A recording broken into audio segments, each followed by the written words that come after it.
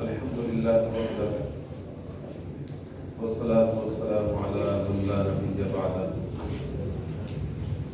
व अला आलिहि व अस्हाबिहि अल्लज़ीना उतू वहदा अम्मा बाद।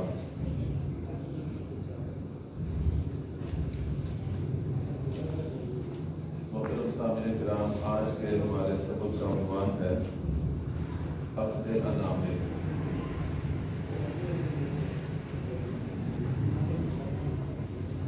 इसका मतलब है अपने हाथों के पोरों से गिनती गिनना। इसके बारे में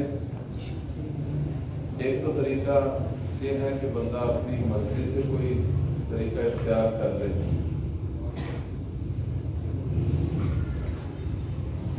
वो तरीका अगरचे जायज़ तो होगा, लेकिन वो चूँकि सुन्नत के मुताबिक नहीं होगा तो उस पर अजर व सवाब नहीं मिलेगा, वो तरीक़ा इबादत नहीं बनेगा। चूँकि हमारे सिलसिला दर्स का उन्वान ही ये है कि हमने आदत को इबादत कैसे बनाना है। गिनती गिनना ये जो अमल है, इसके बारे में भी जनाब रसूलुल्लाह सल्लल्लाहु अलैहि वसल्लम की एक सुन्नत है, सहाबा इकराम का एक ख़ास तरीक़ा है। आम तौर पर हम मुसलमानों को ये तरीक़ा मालूम नहीं होता, तो आज के सबक में मैंने इरादा किया कि आज ये भी सुन्नत ज़िंदा करनी है इंशाअल्लाह, कि हम जब भी कोई तस्बीहात पढ़े, कोई ज़िक्र करें, तो उसको अपनी मर्ज़ी के तरीक़े से शुमार ना करें, बल्कि सुन्नत के मुताबिक उसे शुमार करें। वो सुन्नत के मुताबिक शुमार करने का तरीक़ा जो है, उसका नाम मैंने लिखा है अक़्द अनामिल। इसके लिए इब्तिदाई बातें कुछ ज़हन में रखिएगा कि ये तरीक़ा हज़रत युसैरा रज़ी अल्लाह अन्हा वो बयान फरमाती हैं कि हमें रसूलुल्लाह सल्लल्लाहु अलैहि वसल्लम ने फ़रमाया कि तुम अल्लाह ताला की तस्बीह और ला इलाहा इल्लल्लाह, अल्लाह ताला की बड़ाई, इस चीज़ को लाजिम पकड़ो। और आगे फरमाया वाक़िदना बि अनामिलिकुन्ना, तुम अपने हाथों के पोरों से इसको शुमार किया करो, क्योंकि क़यामत के दिन ये पोरे अल्लाह ताला इनको बुलवाएंगे, ये बोल कर तुम्हारे लिए गवाही देंगे, इसलिए इन पोरों के ज़रिए से उसे शुमार किया करो। अब ये कैसे शुमार करना है, इसके लिए उसूली बातें ज़हन में रखिएगा। आम तौर पर हम जो तरीक़ा इख्तियार करते हैं, ये पोरों के निशान पर अंगूठे रख रख कर हम गिनते चले जाते हैं, ये आम एक तरीक़ा है। इस तरीक़े पर दोनों हाथों पर हम 30 से ज़्यादा गिनती नहीं गिन सकते, लेकिन सुन्नत तरीक़े पर हम दोनों हाथों पर 10,000 तक गिनती गिन सकते हैं। 10,000 तक, यानी डिजिटल जो आपके पास तस्बीह है ना, वो भी 1,000 से आगे नहीं चलती होगी गालिबन, लेकिन हम सुन्नत के मुताबिक अगर इसको शुमार करना शुरू करेंगे तो दोनों हाथों के ज़रिए से हम 10,000 तक ज़िक्र कर सकते हैं, गिनती गिन सकते हैं। उसका तरीक़ा क्या है? ये जो हमारी 3 उंगलियां हैं, जिसको छिंगली भी कहते हैं, छोटी उंगली को, इसको मंजली दरमियानी उंगली यानी उस छोटी के साथ वाली जो उंगली है, और बिल्कुल जो दरमियानी बड़ी उंगली है, दाएं हाथ की इन 3 उंगलियों पर हम इकाइयाँ शुमार करेंगे। क्या शुमार करेंगे? इकाइयाँ, यानी 1 से लेकर 9 तक। ये गिनती हमारे दाएं हाथ की छिंगली, मंजली और दरमियानी उंगली के ज़रिए से शुमार की जाएंगे। और ये जो अंगुश्त शहादत है, शहादत की उंगली है, इससे और इसके साथ जो अंगूठा है, इन दोनों की मदद से हम दहाइयाँ शुमार करेंगे। यानी 10, 20, 30, 40, 50, 60, 70, 80, 90 तक इन 2 उंगलियों से हम शुमार करेंगे। बाएं हाथ की इन 3 उंगलियों से, छिंगली, मंजली और दरमियानी उंगली से, इससे हम सैकड़े शुमार करेंगे। 100, 200, 300, 400, 500, 600, 700, 800, 900, 900 तक हम इन उंगलियों पर शुमार करेंगे।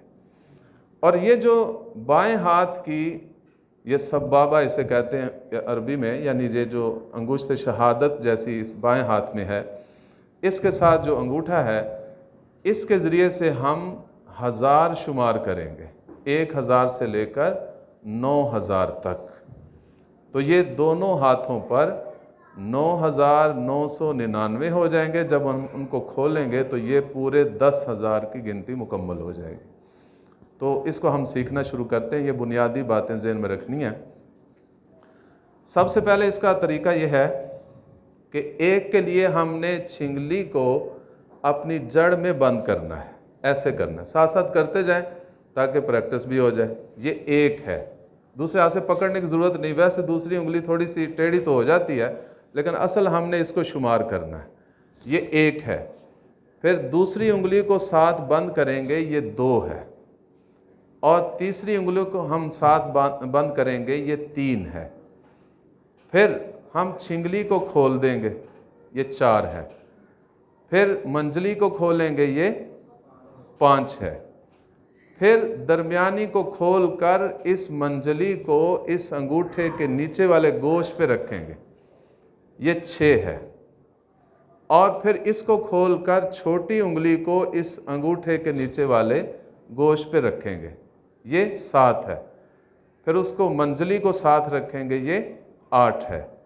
फिर उसके बाद आप दरमियानी उंगली को रखेंगे, ये 9 है। तो ये 9 की गिनती हमेशा इन्हीं 3 उंगलियों से गिनी जाएगी, चाहे 1 से लेकर 9 हो, 11 से लेकर 19 हो, 21 से लेकर 29 हो, और 31 से लेकर 39 हो, और 41 से लेकर 49 हो, और 51 से लेकर 59 हो, 61 से लेकर 69 हो, 71 से लेकर 79 हो, और 81 से लेकर 89 हो, 91 से लेकर 99 हो। ये सारे 1, 2, 3, 4, 5, 6, 7, 8, 9 ये हमेशा इकाइयाँ इन्हीं 3 उंगलियों से गिनी जाएंगी। ये जो हमारी छिंगली, मंजली और दरमियानी उंगली है दाएं हाथ की। दोबारा मैं कह देता हूँ, 1, 2, 3, 4, 5, 6, 7, 8, 9। अब मैं बोलता हूँ, मैं इसका यानी शेप बनाता हूँ, आपने बोलना ये कितना है। 1, 2, 3, 4, 5, 6, 7, 8, 9। ये हो गई इकाइयाँ। अब इसके बाद आ जाएंगे दहाइयों की तरफ। दहाइयाँ जो हैं वो इन 2 उंगलियों से बनेंगी। 10 का अदद बनाना है तो आपने ये शहादत की उंगली का जो नाखून की तरफ हिस्सा है, ये अंगूठे के पहले निशान पे रखना है। ये जो गोल दायरा बन रहा है, बाकी सारी उंगलियां खोल देनी है मुकम्मल, इसको कहते हैं 10। इसको क्या कहेंगे? 10। और अब इसके साथ आप 1-2 और मिलाते जाएं, यानी ये अब कितने हो गए? 11। ये कितने हो गए? 12। ये 13। ये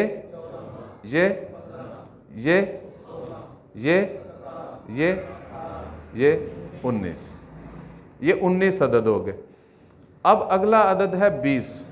इस दहाई को 20 को बनाने के लिए अंगूठे के नाखून वाली तरफ इन दोनों उंगलियों के दरमियान रखनी है, यानी शहादत की और दरमियानी उंगली के जड़ वाली साइड के दरमियान में रखने से ये 20 का अदद बन जाएगा। और फिर इसके साथ 21 मिलाए तो ये 21, 22, 23, 24, 25, 26, 27, 28, 29, ये 29 तक हो गए। ये उंगली यहीं रखनी है, क्योंकि अगर इसे यहाँ रखेंगे तो 7 9 मिलेंगे तो 29 बनेंगे, तो इसलिए इसको यहीं रखना है और साथ साथ अदद बनाते जाना है। ये हो जाएंगे 29। उसके बाद 30 का अदद बनाने के लिए ये अंगुश्ते शहादत और अंगूठे के किनारों को मिलाकर गोल दायरा बनाना है। ये है 30 का अदद। अगर 31 करना है तो इसके साथ एक मिला लें। 31, 32, 33, 34, 35, 36, 37, 38 और 39। इसको इसी तरह रखना है, ये दायरा इसी तरह रहेगा। इसके बाद आ गया 40 का अदद।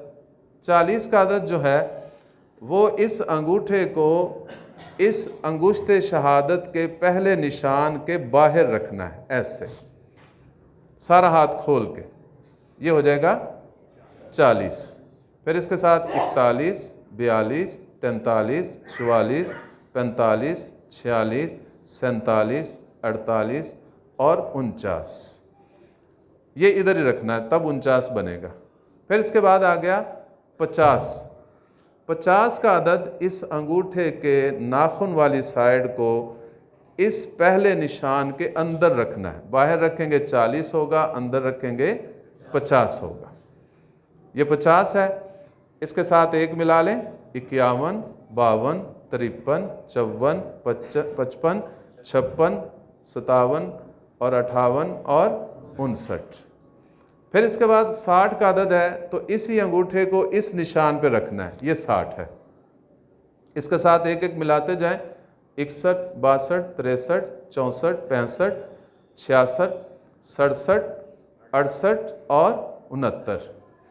फिर इसके बाद जो 80 का अदद, ये 60 है, इसके बाद 70 का अदद इसी अंगूठे के इस नाखून वाले हिस्से को अंगुश्ते शहादत के ऊपर वाले निशान पे रखना है, ये हो जाएगा 70। इसके साथ मिलाते जाएं। 71, 72, 73, 74, 75, 76, 77, 78 और 79। फिर इसके बाद 80 का अदद है, तो ये शहादत की उंगली को इस अंगूठे के नाखून पे रखना है, ये 80 है। और इसके साथ फिर 81, 82, 83, 84, 85, 86, 87, 88 और 89 या 89 कह लें। उसके बाद फिर इसके बाद आ जाएगा 90 का अदद।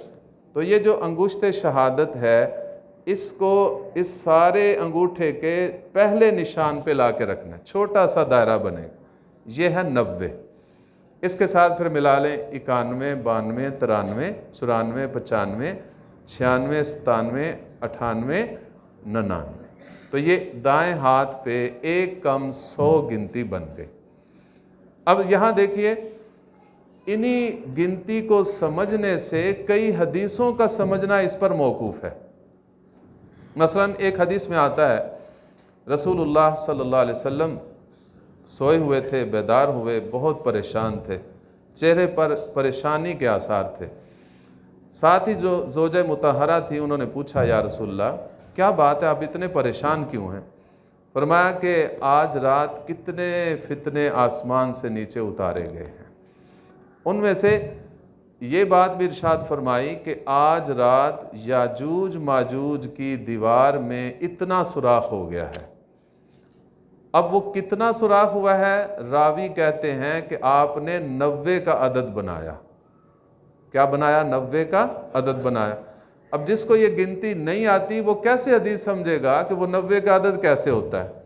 तो 90 का अदद ये है कि आपने इस अंगुश्ते शहादत को अंगूठे के पहले निशान पे रखना है, ये 90 का अदद है। तो मतलब ये बताया गया कि इतना सुराख याजूज माजूज की दीवार में हो चुका है। इसी तरह एक हदीस में आता है कि रसूलुल्लाह सल्लल्लाहु अलैहि वसल्लम जब तशहुद में बैठते थे तो कलमा शहादत पढ़ते हुए हाथ की उंगली से इशारा करते थे। तो उसमें एक रिवायत के मुताबिक आता है कि आप 23 का अदद बनाते थे, 20 और 3 23। और वो कैसे बनता है? पहले आप 20 बनाएंगे और इन तीनों उंगलियों को जड़ में बंद करेंगे। ये है वो जो यानी तरीक़ाकार है यानी कलमा शहादत पढ़ते हुए उंगली से इशारा करना, वो ये तरीका होगा। ये 23 का आदत है। एक रिवायत में आता है 53 का आदत बनाते थे। तो 53 का आदत तब बनेगा, आप अंगूठे को यहाँ रखेंगे, ये 50 है, और इन तीनों उंगलियों को अपनी जड़ में बंद करेंगे, ये 53 का आदत है। तो इन हदीसों को समझना ये इसी गिनती के समझने पर मौकूफ़ है। फिर ये गिनती रसूलुल्लाह सल्लल्लाहु अलैहि वसल्लम खुद इस्तेमाल करते थे। अगर हम इस नीयत से इस तरीके पर ज़िक्र अज़कार करेंगे कि ये रसूलुल्लाह सल्लल्लाहु अलैहि वसल्लम का तरीका है, तो ये हमारी आदत, इबादत बन जाएगी। अल्लाह ताला हमें अमल की तौफ़ीक़ अता फ़रमाए। इससे अगला हिस्सा इंशाअल्लाह कल सीखेंगे।